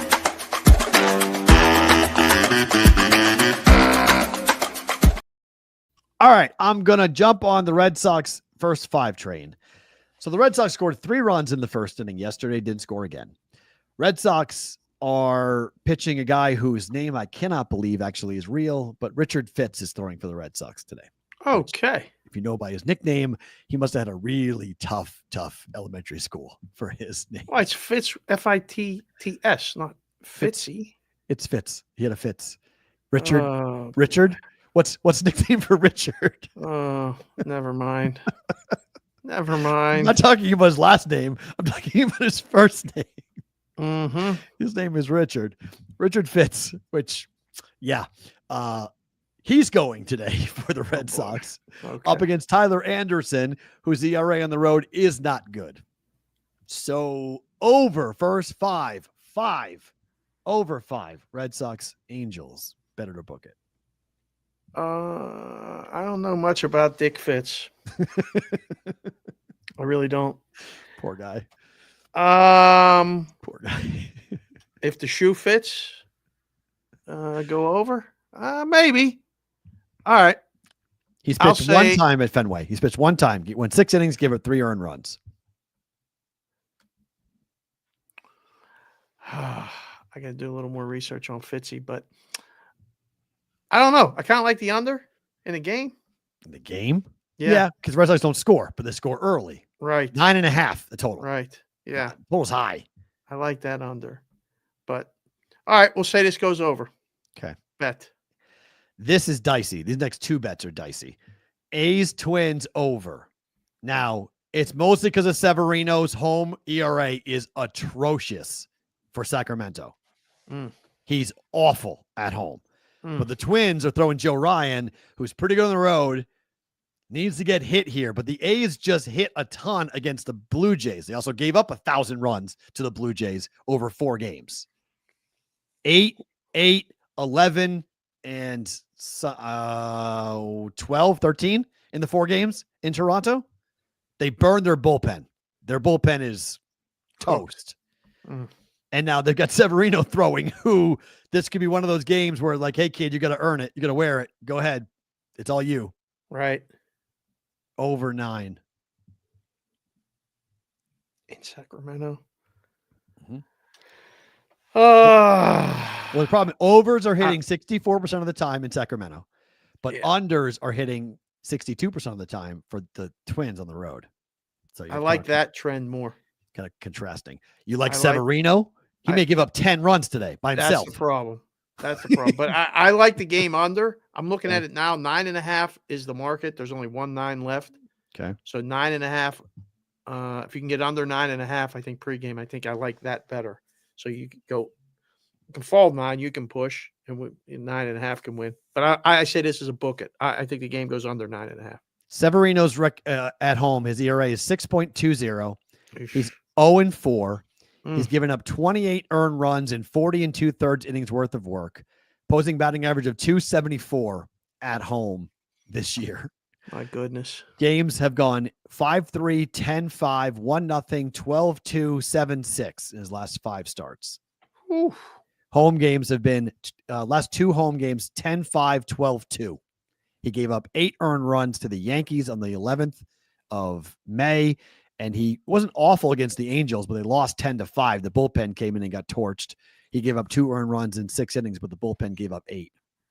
A's bullpen sucks. That's how I won the Blue Jays yesterday. I bet the Blue Jays on the run line every game in that series. I went 3-1. I lost it, but I should have lost. I should have lost it yesterday. Well, I should have won all 4, but they had the walk-off in the 9th inning, the 2-run home run in the 9th inning to lose 8-7, which was a joke on Saturday. But on Sunday, they were down 4-2 going into the 8th. They scored 6 runs in the 8th. And won it. So A's hit home runs. Sure. I mean, the A's are crushing the baseball, but their bullpen is absolutely awful. Like, just awful. That's why I like the over 9. And then this is dicey. Tigers, Marlins, moneyline parlay. Now it's the Rockies, but it's the Marlins. And the Tigers up against. Oh, big dramatic pause right now. That's a super freeze right there. Hold on. Go ahead. You're back. Fading White Sox and the Rockies. I like the Tigers today. I have to say book this, though. I mean, the Marlins. Are you serious? You're backing the Rockies. Just so you know, you're backing the team with 3 wins on the road all year. Makes me 3 wins all year. Stomach. Yeah. And you're backing the pitcher who has well, an ERA I'll take a 9. shot. I got 9. one of the two win, and then you don't win the parlay. I win the parlay. True. Right. So Marquez's ERA, just again on the road, his ERA is 9.42 on the road. Yeah, it's probably not going to be the Marlins that are going to get you here. 346. Opposing batting average of 346. Terrible. Marlins are hot compared to Colorado. That's true. That is true. So I don't love that, but it's slim pickings today. Unfortunately, we don't have a lot to go on to. Time for the prop bet. Hold on. Of the day. Wait. One for me. Go ahead. Yep. Milwaukee, Cincinnati. Take Milwaukee until further notice. Okay. Just keep on betting on Milwaukee. It's a small plus money. You might be able to maybe minus 102. Yeah, minus 105. Yeah. Brewers, obviously 7 in a row. 17 of the last 21 games at Great American Ballpark. And they're 3-1 against the Reds. Okay. Take Milwaukee. Season. Yeah, take Milwaukee until further notice. Just keep on. And they're betting. averaging 6.9 runs per game during. Yeah, the I hit that yesterday too. Team total for them over 3.5. I had a crazy. Yeah. I went 6-0 in baseball yesterday. I had a crazy day. Wow, in baseball yesterday. That's good. Yeah, it was like one of my best baseball days for like 3 years. But Brewers team total over 3.5. That was dead all the way until late into the game. Right. And then they rallied and they scored 5 runs. It was 3 runs in the 7th and 1 in the 9th to go over 3.5. Huh. Scored 5, won the game 5-2. Wow. Against that Phillies bullpen. So Brewers right now, they are bet on and they are team total over as well. Offensively, they've scored 6, 3, 5, 6, 6, 17, 5. Pretty good. So what's their team total for today? 4.5? Let's find out. See, 9 on the road. It's probably 4.5. Yeah. 3.5? 3.5. No, 4. Yeah. 4 and 5.5, maybe 4 and 5, depending on Cincy's number. 4.5. Yeah. 4.5. 4.5. I like it over. Over 4.5. Score 5 runs. Keep it rolling. What's the prop bet thing? Hold on.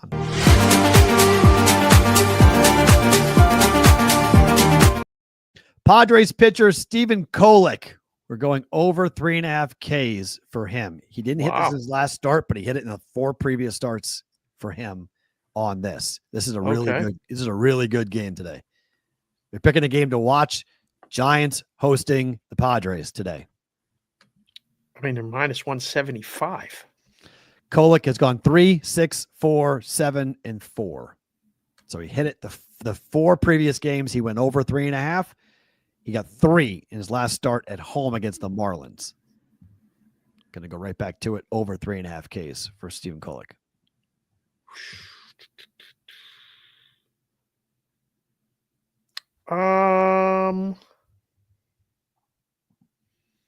I'd say this is a bet. I think he gets enough innings pitched to get this home. Get to 4. Yeah.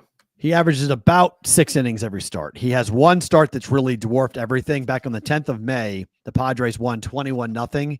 He went a complete game, 9 innings, 5 hits, no earned runs, 7 Ks. Let me guess. That was against Colorado. Correct. It was against the Rockies. I remember that. Yeah. That was so in Colorado. Yeah. He had that's kind of skewed his numbers a little bit in terms of what he's done, but he has been a pretty good pitcher consistently going with 4 Ks or more for him. So we're going over 3.5 for Kolek. Okay. We haven't talked college baseball much, but I think we have to just bring up what happened and what has happened here for college baseball. Top 2 seeds, Vanderbilt and Texas. Forget the super regional. They're both out in the regional. Both get bounced before they even get to the supers. First time it's ever happened. First time in history. I don't know how to explain that. Like somebody wants answers. Why did that happen? Watch the games. Like it's so stacked. I mean, it's so stacked for you to get out of the regional. Like if you're a top seed, if you're one of the ranked seeds, it is so heavily favored to you to get to a super. It's not even funny how hard it is to lose this. And both lost. And I don't know why. I really don't either. It's just it's baseball, bro. It's it, Vinny. That's what I say. wow, there are 6 if games today. Josie Meyer said there's 6. Yeah. Well, it's a bunch. Regionals. Winner take all. Oh, yeah. Heels are up 6-2 right now over Oklahoma. Yeah, it's. I mean, it is parity, but my goodness, like. I mean, 1 and 2 though, Joe. I mean, yeah, it's parity, but first 2 seeds, top 2 ranked seeds, are not supposed to lose in the regional. Maybe super regional they'll lose, but not the regional. Like you're taking on teams. Wright State knocked out the number 1 seed, Vanderbilt. What are we doing? Like what? Dare we say the margins are getting smaller between the haves and the have-nots? College baseball. I guess so, but I mean, we've talked about the numbers, the dollars being shared around and how it's changing and how NIL is changing sports like baseball the most. I mean, baseball, I'll say this. I've seen more coverage of college baseball on Twitter than I've seen and I used to work in Omaha. Like it used to be a complete also ran conversation. Yep. Like nobody talked about it. I mean, Kyle Peterson, who's a friend of mine, who's called it for, 20 years now on ESPN, former Creighton Blue Jay pitcher.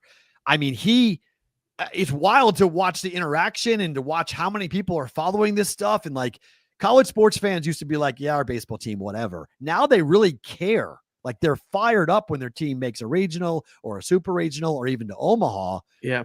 It's pretty neat to see this. It used to be just an SEC thing. It's no longer. It's got a lot of things. Yeah, sports is beautiful. That's right. I would agree, Jimmy. It's sports. It is the best. Got to go play. Yeah. But Vandy and Texas both going down. Like, whoa. Nice. Again, it will make for not a better ending, but I think it's fun to see the change. It's fun to see different teams in there. I would agree. It makes it different. Yeah. You have to explain what happened between Tennessee and Texas in the Women's College World Series. Because Tennessee, 2-out UCLA. Oh, sorry, UCLA, Tennessee. Sorry, that was Texas. Yeah. UCLA, Tennessee. So Tennessee's down by 2, right? Or UCLA is down by 2. UCLA's down by 2 to their last out. Last out. Runner on, 1 on, 2 outs. Bomb. Shot to right. Crushed it. Gone the second she hits it. No doubter. Rounds third, goes to home. Take it over. What the hell happened? She comes home, so excited. Teammates gathered around home plate. Comes home and somehow misses home plate. Jumps over it. Literally took the step right before and then went to, put her foot down, her right foot, and just missed home plate. Now, if you're not watching it for that, which we used to teach our catchers to do that, watch, that they touch home plate after that. She kind of can just go to the dugout and maybe they notice, maybe they don't. I don't know. But one of her teammates, who's a catcher, pulls her back and says, touch home plate, just touch home plate, and so she does it. So there's a rule that you can't be assisted by anyone on the base pass, by any of your teammates and or coach. So like when I would coach first base, it was made very quickly known to me that I could not high five the runner, touch the runner, do anything to encourage her to go to second base. And when I was coaching third, it was, I used to be nowhere near third base when they were rounding third. So I could not even be inferred that it was aiding them, whatever it was. So now Tennessee goes, wait a second, she missed home plate and her teammate pulled her back to tell her to we have to appeal this. We're going to challenge this. She's out. So they challenge it and you're watching it live. And we were all watching it at the house going, this can't be the way this game ends. Can it? Can it? Half the house wants to see Tennessee win on the, formality. Me, in the spirit of the game, say, well, just count the home run. It was a home run. It was gone. Let Tennessee win in extras. Like that seems fair. I'd hate to win a game like that. And I would terribly hate to lose a game like that. So they review it. And then when they announce the review, they go, well, according to Appendix G, it's not reviewable. Well, no, the home run is. The assisting of a player is not. So they didn't call the assisting. So they can't go back and add that. They can only review whether or not she touched home plate, which she didn't at the first time, but she did the second time. So she did touch home plate. She just didn't touch it without assistance. She had assistance to touch home plate. That's not reviewable.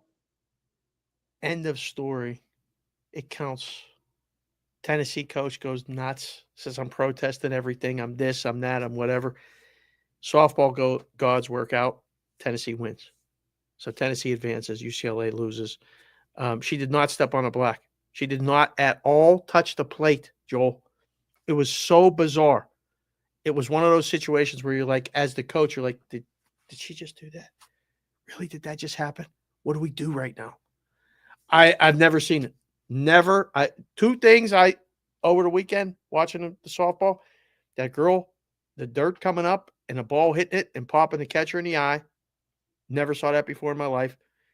And having a home run almost get overturned because walking home, you miss home plate. Never in my life have seen either one of those. Who's to blame for that? Is that someone's responsibility to make sure? Is it just the batter's responsibility to make sure that she touches or he touches home plate? Yes. Or is there like someone, because you get that big crowd of people around home plate, you're all jumping up and down. You just assume she touched home plate. You just assume that would happen. The first thing she would do before the celebration, she'd make sure she touched home plate. So when the kids were young, when they started hitting home runs, we were told by the umpires to leave a circle so everybody could see home plate behind home. Don't come around up the line, up third, around the line, up first. Just stay back and celebrate the home runs. So as anal as I was and Coach Eric was, we made it a point to tell the batter, you have to make sure that she touches home. You have to make sure. And I mean, I would tell the on-deck batter too, like make sure. Because we had the on deck, like, if there was going to be a play at the plate, the on deck batter would go get the bat out of the way with direct traffic. So we gave the on deck batter responsibility as well. So we would have the on deck batter say, make sure she touches home plate before they start banging on her helmet or doing all that stuff. But yeah, that was, I never seen that before, Peter. Never. So karma came through, I guess. So Texas beat Tennessee today. So, yeah. So it all kind of worked out in a way, I guess. It did. Right? It did. Yeah. Right. So Texas is in. Tonight you got Oklahoma playing Texas Tech. Oklahoma has the one loss. Texas Tech does not have any losses, so they have to be beaten twice to then advance. How many in a row has Oklahoma won titles? 4 years in a row. They've won a championship. Now their back's against the wall. So you're going to see an unbelievable softball game if you're into sports. And, you can bet it. I didn't even look at what it was as far as the favorite. I'll look right now, actually. You just got to be favored, no? To even it up? You would think so. But the pitcher pitching for Texas Tech is really, really good. Let's see. Future bets. Dogs are barking. Everything's barking here at Rock. Landscaper, dogs. Oklahoma minus 190 I have here at my book. Oh, wow. So plus 160 on Texas Tech. I don't know. But it'll be fun. It'll be a good watch. And if they win the first game, then there's a second game. And those elimination games are just, there's no amount of emotion you can express. You see the way these college seasons end. And that's it. They're done. That's it. There's no more games for a lot of those kids. It's brutal. Yeah, I've never been obviously to Oklahoma City for the College World Series for the Women's Softball World Series, but I've heard it's a ton of fun. It looks a lot of fun on TV. I know what the Omaha World Series is like. I've been to 5 of them. I've never been to TD Ameritrade Park, which is wild because I helped to get that thing built, to get the tax bill passed in Omaha to get that thing built. So I've never been there. I've only been to Rosenblatt. All the 5 ones I've been there is for that. So This year, I think it's gonna be a lot of fun to watch it because 1 and 2 are out. So this is wide open from the men's side of things. We are wide open for the College World Series coming up here at the end of June. We're gonna head to bonus time. If you guys are with us live, don't move. You're watching on the replay. Thank you for being here. We're back tomorrow, same place, same time on Sirius XM and Sports Grid TV. The rest of you guys, bonus time now.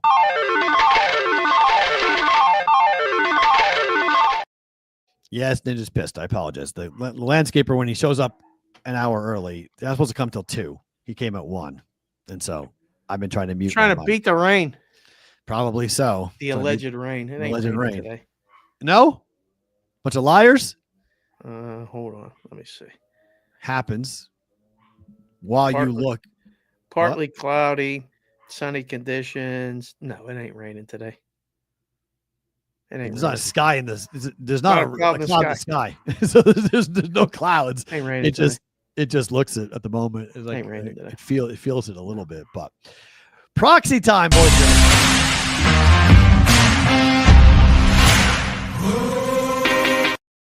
Brigade Proxy Pro Football Story of the Day. It's June 2nd, Dave. That means Bill is cheap. He may have been cheap anyway, but Bill is cheap. His $9 million buyout goes to $1 million as of yesterday. $1 million from $10 million to $1 million. Sorry. $9 million cheaper for Belichick. He says he's not going anywhere. But if you were an NFL team, or if you're Bill Belichick, or if you're North Carolina, do you want out of this mess involving the girlfriend and Belichick and everything else? Or are you going to ride it out here with Bill? What a weird time for the buyout to drop like that.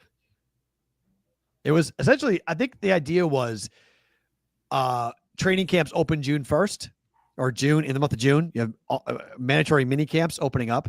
So like you have to have a coach in place by June 1st if you're the NFL. So you have no choice. So I think that's why. He's not going to be an assistant.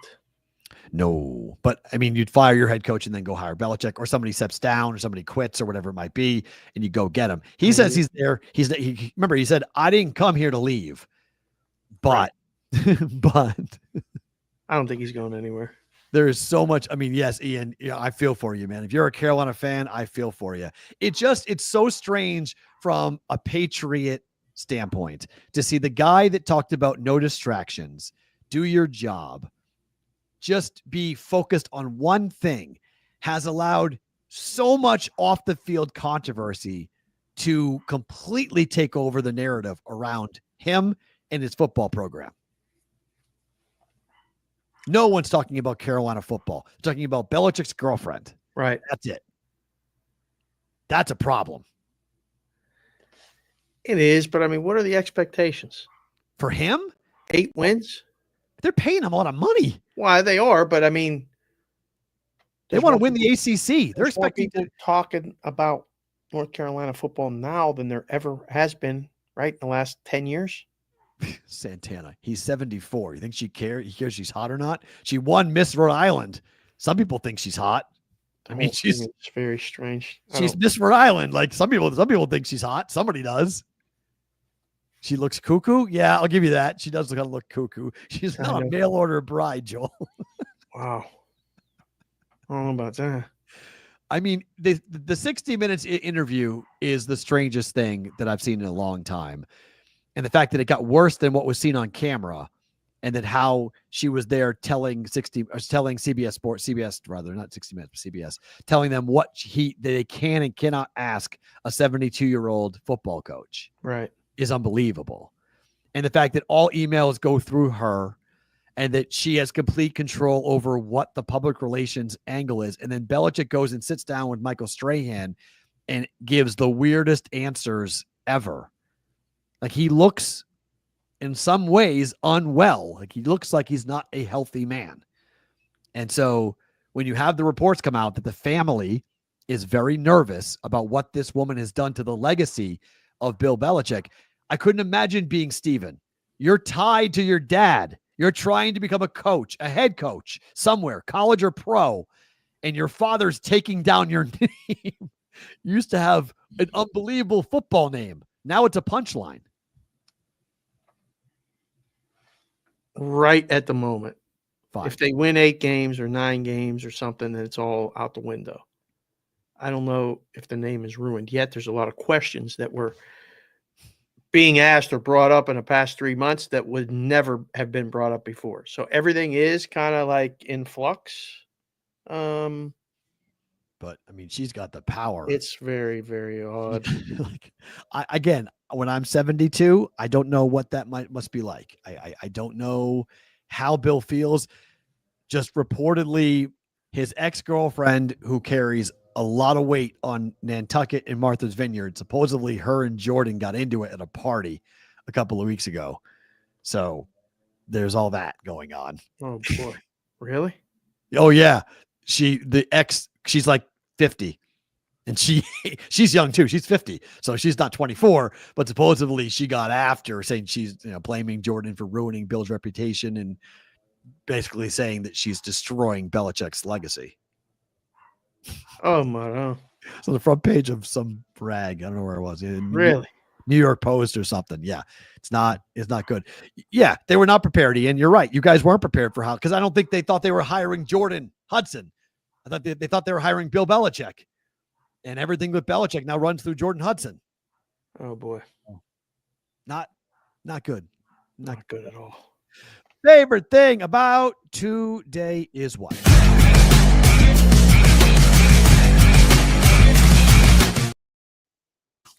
Favorite thing about today is what, Dave?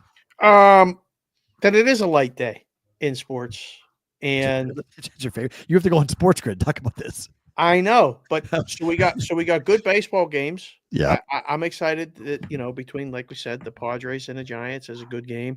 The Mets and the Dodgers is a good game. I'm interested to see how Flaherty does today against the White Sox. Hopefully they cover the run line. And then even in an odd way, the A's and Severino, with how they react after getting smoked by the Blue Jays. The Twins, I don't want to say should be an easy. It's uncomfortable lay on the road. But no, my favorite thing about today is that the softball will take precedence. Like, and the girls are home. We had an unbelievable weekend just hanging out. We got tasked with, like, a neighbor's dog was left in a cage and the kid forgot to let the dog out. So somehow we got nominated to go help let this dog out. So I was like, what are you guys doing? And they explained it to me, and I'm like, can I go for the ride? So I just went and hung out with my daughters for like a few hours yesterday. And then, big meal at home. It was absolutely glorious. So hopefully tonight we'll be watching softball together. Anytime right now for me with the girls and everybody together, my favorite thing about today. Here comes the loud guy. I apologize. I love how my daughter is like literally like listening to the dog go crazy and then not going and quieting down the dog. Like, it's just logical. She doesn't even hear him. I probably not on that. I would probably so. But it's summer. Summer's officially hit here in this house, and it's crazy because I have to get my daughter in like line to do stuff. But I've figured it out. She said she tried to get him to shut up, but he wouldn't. Madeline has discovered the gym. So we've been going the last couple of nights. We've been going to the gym together, and she goes on a treadmill and I go work out, and she's about to turn 11. So she's allowed to be kind of left alone on a treadmill. And so it's sort of a wild thing to be like, this is a kid that didn't want to do much in her life athletically at all. So just getting her on a treadmill, I feel like it's a huge win for me as a dad, just to get her. Now she's on her iPad while she's doing it, but at least getting her active in some form or fashion. It was like, okay, I think we can do this. We can figure this out, and we can go and figure it out. One Snap, we love you too, my friend. 10 minutes live with the whole show. It's a pleasure. It's a pleasure to see you too. Good luck to your Oilers. We're all, from a brigade standpoint, we would love to see. We would love to see it. We'll have more this week with the hockey. Yeah. Wednesday. It's going to be great. We'll have more, but because the basketball might suck, so the hockey might be good. So we'll see. We are back tomorrow, and yes, it is any flag football. No, I would be stunned if she played flag. I'd want her to play golf. I want her to play a standing sport where she just hits something.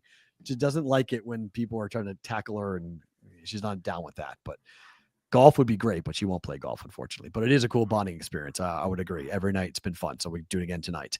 He's Dave. I'm Matt. We're back tomorrow. Same place, same time. Hope to see all of you back for a Tuesday edition of the Bostonian versus the Book.